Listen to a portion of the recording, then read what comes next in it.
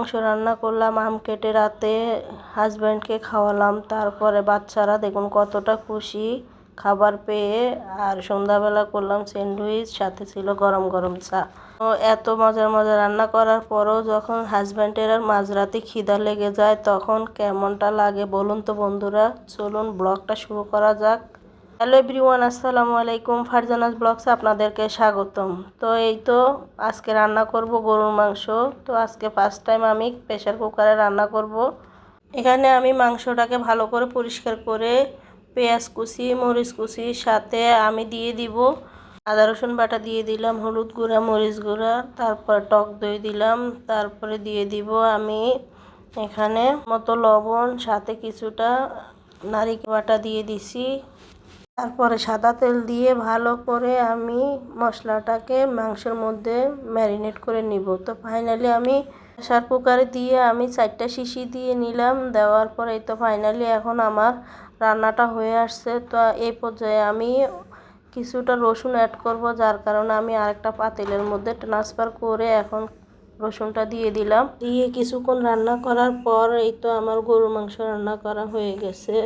তো দেখুন জাস্ট কালারটা ওয়াও আসছে। তো সবাই মাশাআল্লাহ বলবেন। এখন রান্না করব সাদা পোলাও। তো আমি যেভাবে রান্নাটা করি আপনাদের সাথে সেভাবেই শেয়ার করব।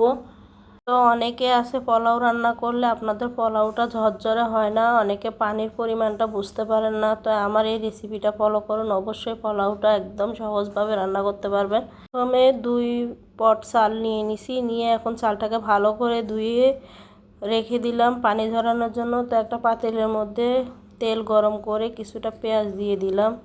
বন্ধুরা আপনারা কিছু মনে করবেন না, পেঁয়াজটা একটু লাল লাল হয়ে গেছে। এখন পেঁয়াজটা ভেজে আমি এখানে গরম মশলা অ্যাড করলাম। গরম মশলার মধ্যে আমি 2টা তেজপাতা দিলাম, 3-4টা এলাচ দিলাম। দিয়ে এখন ভালো করে তো চালটাকে ভেজে নিচ্ছি। তো আপনারা চেষ্টা করবেন এরকম চিকন একটা কিছু দিয়ে নাড়ার জন্য, যার কারণে এটা দিয়ে নাড়লে আপনার পোলাওটা একদমই ভেঙে যাবে না, একদম ঝরঝরা হবে। তো আমি 2 পট চালের জন্য আমি একটা 1 কেজির মগ নিয়ে নিছি।